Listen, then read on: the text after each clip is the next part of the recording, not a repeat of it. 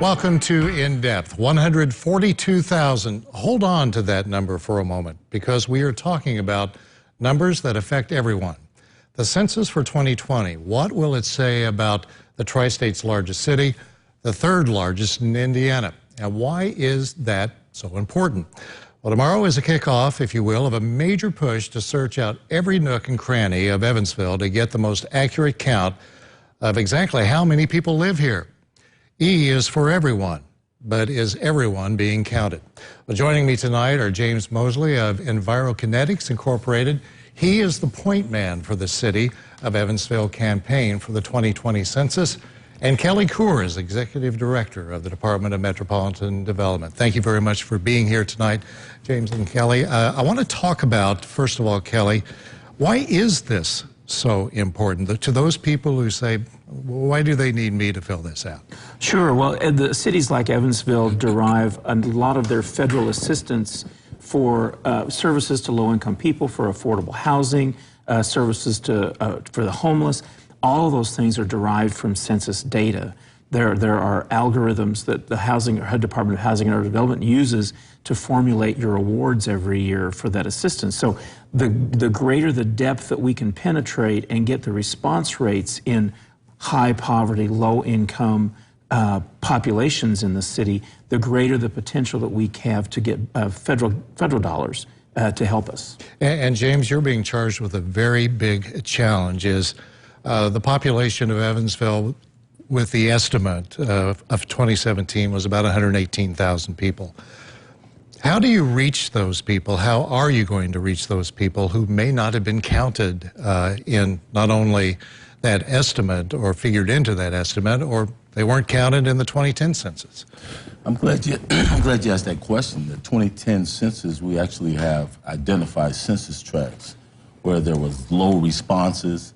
And so we're going to target those census tracts with a focus on increasing participation with the rolling out.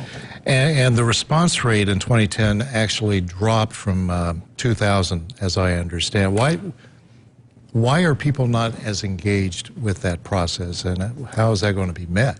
Both of you can play off that. Well, actually, it dropped from about an 81% response rate to about 77% response rate.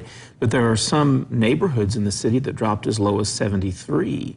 And those are the targets. When the mayor and I started talking about this, we decided that we wanted to go in a direction where we would be able to reach out to neighborhoods and subgroup populations that may have been missed. And we know where those are because of the maps, the graphics that I sent you. We know where those census tracts are.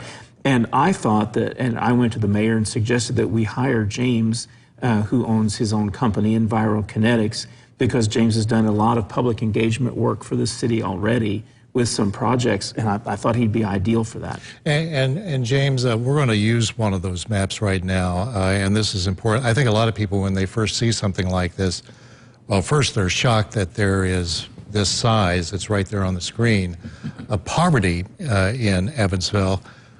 How are you going to reach people who are living on low incomes, barely getting by, James? How are you going to communicate with them? Well, primarily we'll go into the churches, we'll go into the neighborhood associations, community-based organizations that often provide services to those populations.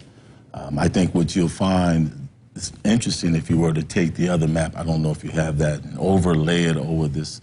Oh, the low response. The low response, you would find this almost corresponds and matches the map that you see here. And so we'll be focusing on those census tracts with an intensive outreach effort. And I mentioned the number 142,000. That's right. The number of people who were listed in the 1960 census. Correct. So we have dropped, what, about 32,000?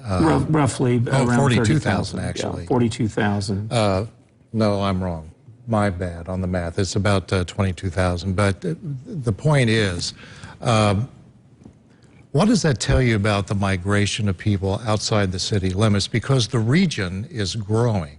Well, if you look at the population drop that Evansville city limits has had since 1960, and you look at the county population increase, the percentage of people who live outside of the city limits in Vanderbilt County, there's almost a complete overlay of the numbers of people dropping and the number of people increasing in Vanderbilt County, there are probably 60,000 people that live in the county now outside the city limits, whereas in 1960, there were only about 20,000 people that lived in the county outside of the city limits. We were talking about, I use St. Louis as an example. It's kind of eerily similar, on a larger scale, of course, to Evansville. In 1960, well over 600,000 people in St. Louis city limits. Right. Today, it's almost cut in half. But it is a huge region, and that kind of mirrors, in some ways, Evansville. Do you want the millennials to move back in from the suburbs, or who are you looking for that you'd like to count in 2030? Well, one of the reasons that we've undertaken such efforts to develop downtown is to have housing opportunities that would attract millennial populations, because we're a little bit behind the time we have been for the last decade or so in attracting those millennials that are looking for a hip environment to come and live and to work, and because they want to live, work, and play all in the same place. They want to live, work, and play downtown. They want to be able to ride their bikes to work and all those kinds of things. So in answer to your question, we want everything. We want more people to move to Vanderbilt County. We want more people to move into the city limits. But we also want to be sure that in the 2020 census that we're counting everyone that's possible. And that's James's role. We have a complete count committee that will meet tomorrow morning at 9 o'clock in room 301. And there's a number that people can reach. And James, you're looking for people who basically, we always called them the census takers. That's what they are, right? Absolutely. Enumerators. And how do you, if you wanted to become one, how do you do that?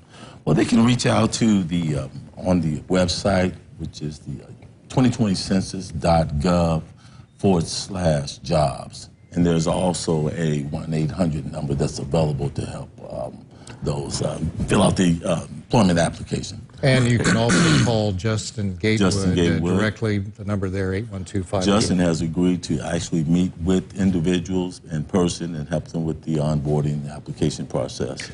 Well, we'll see how the number counting goes going into 2020. James Mosley, thank you so much for joining us. Kelly Coors, once again, nice to see you, and we appreciate your input on this.